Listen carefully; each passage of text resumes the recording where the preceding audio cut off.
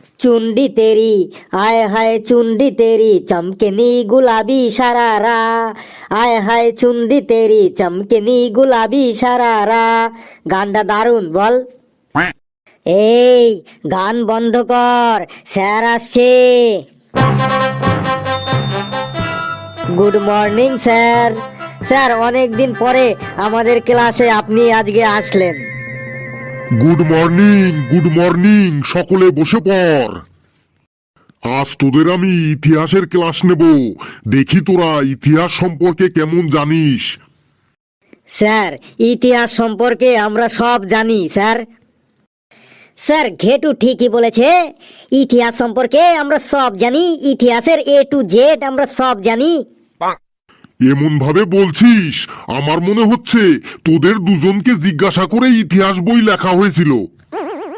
Sir তেমন কোনো ব্যাপার নয় স্যার, সবই আপনাদের আশীর্বাদ। বেশ, ইতিহাস সম্পর্কে যখন এতই জানিস, তাহলে তুই দাঁড়া কালু, বল ইতিহাস কাকে বলে। স্যার মরা মানুষদের কাহিনী পড়তে পড়তে জীবিত মানুষদের আধমরা হয়ে যাওয়াকে ইতিহাস বলে। প্রথমেই আমার মেজাজটা গরম করে দিলি, তুই দাঁড়িয়ে থাক। ঘেটু বলতো, পানিপথের দ্বিতীয় যুদ্ধ কবে হয়েছিল? স্যার পানিপথের দ্বিতীয় যুদ্ধ হয়েছিল পানিপথের প্রথম যুদ্ধের পরে ও পানিপথের তৃতীয় যুদ্ধের আগে। আমার মাথাটা আর গরম করিস না, চুপচাপ দাঁড়িয়ে থাক। কেউ বলতে পারবি পানিপথের দ্বিতীয় যুদ্ধ কবে হয়েছিল? স্যার আমি বলবো। বল বাবা হাবলু, তুই বল। স্যার পানিপথের দ্বিতীয় যুদ্ধ 1556 সালে হয়েছিল।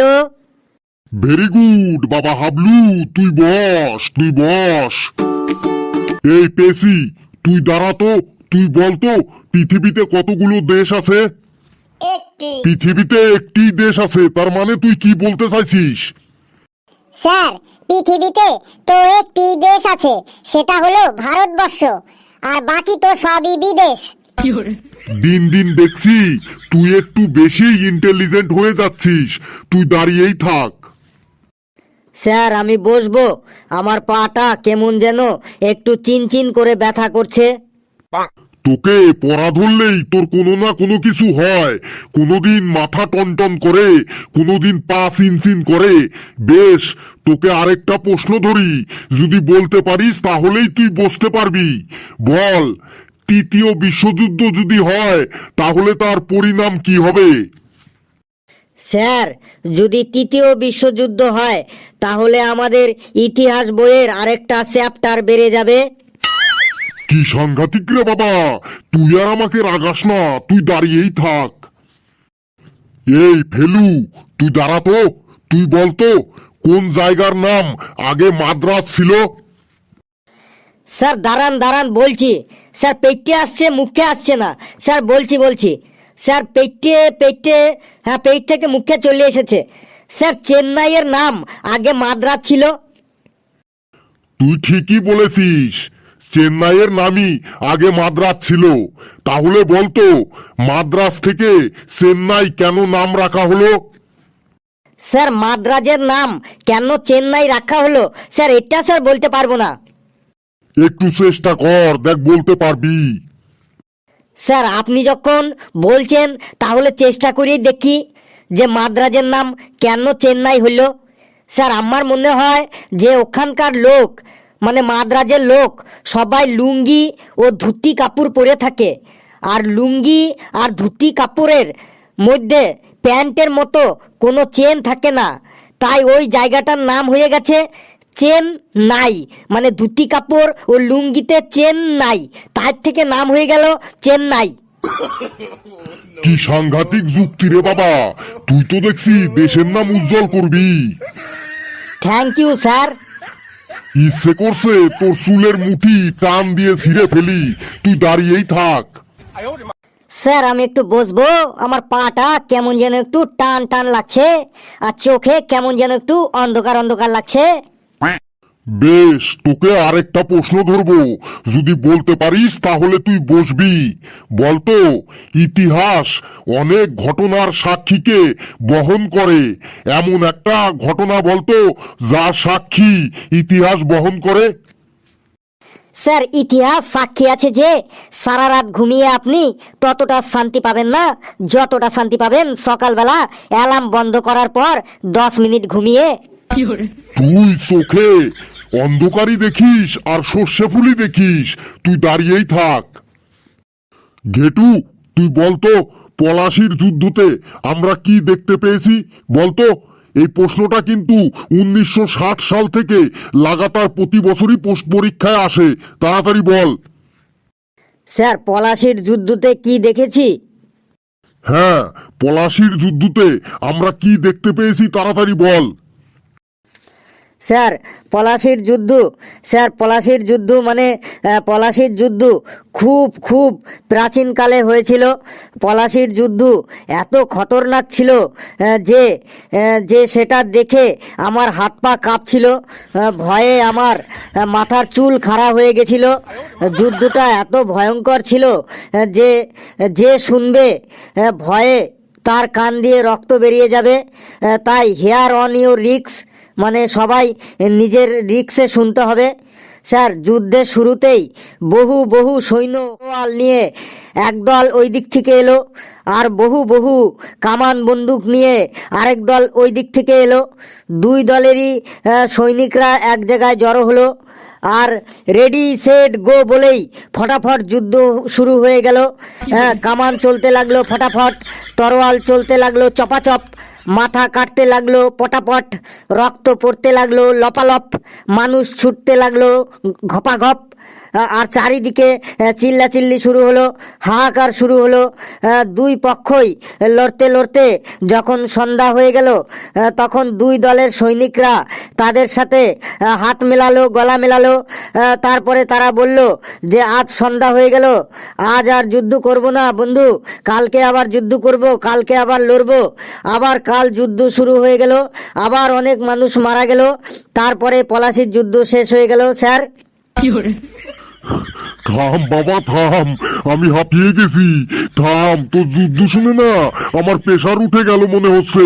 তুই থাম, তুই বেঞ্চের ওপর দাঁড়া। ঘেটু, ফেলু, তুই বলতে পারবি পলাশির যুদ্ধ সম্পর্কে? স্যার কাল আমি মেলায় গিয়েছিলাম, তাই আমি ইতিহাস বইটা পড়তে পারিনি। তাহলে তুই কি পড়ে এসেছিস? স্যার বাংলা বই পড়ে এসেছি।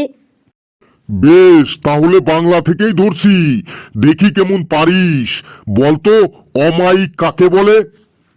স্যার যেখানে মাইকের অভাব তাকেই অমায়িক বলে। কি সাংঘাতিক রে বাবা, বাংলা যে তুই কি পড়ে এসেছিস তা তো আমি হারে হারে বুঝতে পারছি। স্যার বাংলা রচনা ধরুন, দেখুন স্যার বলতে পারি কি না। কাল তুই মেলায় গিয়েছিলি তাই না? বেশ, তাহলে তোমার দেখা একটি মেলা সম্পর্কে রচনা বলো। স্যার আমার দেখা একটি মেলা, তো স্যার বলছি স্যার। স্যার আমাদের বাড়ির পাশে স্কুল মাঠে প্রতি বছর 1 জানুয়ারি থেকে 5 দিন ব্যাপী একটা মেলা বসে। সেখানে আমাদের গ্রাম সহ আশেপাশের গ্রাম থেকে সকল লোকজন নানা রং বেরঙের পোশাক পরে গায়ে সেন্ট লাগিয়ে আসে। আমিও প্রতিদিন মেলাতে যাই। প্রত্যেক মেলার চিরাচরিত ও ঐতিহ্যমণ্ডিত খাবার হলো ঘুগনি আর পাঁপড় ভাজা। আমি ওই চিরাচরিত খাবার দুটি প্রতিদিন মেলায় গেলেই খাই। মেলাতে যখন নাগরদোল্লা ও ব্রেক ড্যান্সের সামনে গিয়ে দাঁড়াই তখন দেখি অনেকেই নাগরদোল্লায় ও ব্রেক ড্যান্সে উঠে পাশে বসা বন্ধু বান্ধবীকে জাপটে জড়িয়ে ধরিয়ে বলে, আর জোরে জোরে হাসে আর জোরে জোরে চিল্লায়, বলে কাকু আমার মাথা ঘুরছে, আমাকে নামিয়ে দাও, এই বলে বলে বলে জোরে জোরে চিল্লায় আবার হাসে। তখন নাগরদোল্লার যিনি চালায় সেই কাকু কনফিউশন হয়ে যায় যে সত্যি কি এদের মাথা ঘুরছে, যদি মাথায় ঘুরে তাহলে হাসছে কেন, এটা ভেবে আর তাদেরকে নামায় না, ঘুরতেই থাকে। অনেক মেলাতে দেখি একটা কাঠের বড় ধানের গোলার মতো থাকে, আর তার সামনে একজন সবাইকে চিৎকার করে বলে, মাস্টার সবাইকে টিকিট দাও, টিকিট দাও, টিকিট দাও। চালু হলো, শুরু হলো মুরন কুয়া, চালু হলো মুরন কুয়া, টিকিট মাত্র 50 টাকা, 50 টাকা। মাস্টার চালু হলো মরণ কুয়া, এইরকম বলে। তখন আমি মরণ কুয়ায় 50 টাকা দিয়ে টিকিট কেটে মরণ কুয়া দেখতে সিঁড়ি বেয়ে ওই ধানের গোলার উপরে উঠলাম। ও মা, গিয়ে দেখি দুটি মোটর সাইকেল আর একটি মারুতি গাড়ি ধানের গোলার গা বেয়ে ঘুরছে, আর সবাই তাদেরকে টাকা দিচ্ছে। এটাই হইল মুরন কুয়া। মেলাতে হাতি, ঘোড়া, ডাইনোসর, বাঘ, সিংহ, জিরাফ, কুকুর, ছাগল, বিড়াল, ভল্লুক, তারপরে নানান মডেলের গাড়ি সব কিছুই 20 টাকায় পাওয়া যায়। এমনকি যুদ্ধের ট্যাঙ্কার, হেলিকপ্টার, এরোপ্লেনও মাত্র 20 টাকাতে পাওয়া যায়। হরেক মাল 20 টাকার দোকানে। ওই দোকানের সামনে সব সময় বলতে একটা মাইক লাগানো থাকে, আর মাইকে বলতেই থাকে, ও দাদা, ও বৌদি, হাতি নিন মাত্র 20 টাকা, সিংহ নিন মাত্র 20 টাকা, এরোপ্লেন নিন মাত্র 20 টাকা, হেলিকপ্টারটি নিন মাত্র 20 টাকা। দামাদামি করবেন না, একদম মাত্র 20 টাকা, 20 টাকা, 20 টাকা। মেলাতে কোনো কোনো সময় আবার ফুচকার দোকানে ফুচকাওয়ালার সাথে কাস্টমারের কথা কাটাকাটি হয়। ফুচকাওয়ালা বলে 12টা ফুচকা দিয়েছি, আর কাস্টমার বলে 10টা ফুচকা দিয়েছো। এই নিয়ে বিক্ষিপ্তভাবে খানিক কথা কাটাকাটি হয়। মেলা থেকে 10-12 জন ছেলে দল বেঁধে যখন বাড়ি ফেরে, তখন একসাথে ভোঁ ভোঁ করে রাস্তা দিয়ে বাঁশি বাজাতে বাজাতে বাড়ি ফেরে। অনেকের আবার বেলুন কিনে হাতে নিয়ে বাড়ি ফিরে। কারো কারো বেলুন আবার রাস্তাতেই ফটাস করে ফেটে যায়। প্রত্যেক মেলাটা এই রকম হয়, আর প্রত্যেক মেলা আমার দেখতে খুব ভালো লাগে। মেলায় আমার খুব ভালোই লাগে। স্যার, কেমন লাগলো স্যার মেলার রচনাটা? বাপ রে বাপ, তোর আর মেলার রচনা বলতে হবে না, তুই থাম থাম, তুই বস বাবা, তুই বস। এই তোরা সকলে বস, আমি আসি। বন্ধুরা, মেলার রচনাটি কেমন লাগলো আপনারা কমেন্টসে জানাবেন, আর ভিডিওটি লাইক করবেন, শেয়ার করবেন, আর চ্যানেলটিকে সাবস্ক্রাইব করে আমাদের সাথে থাকবেন।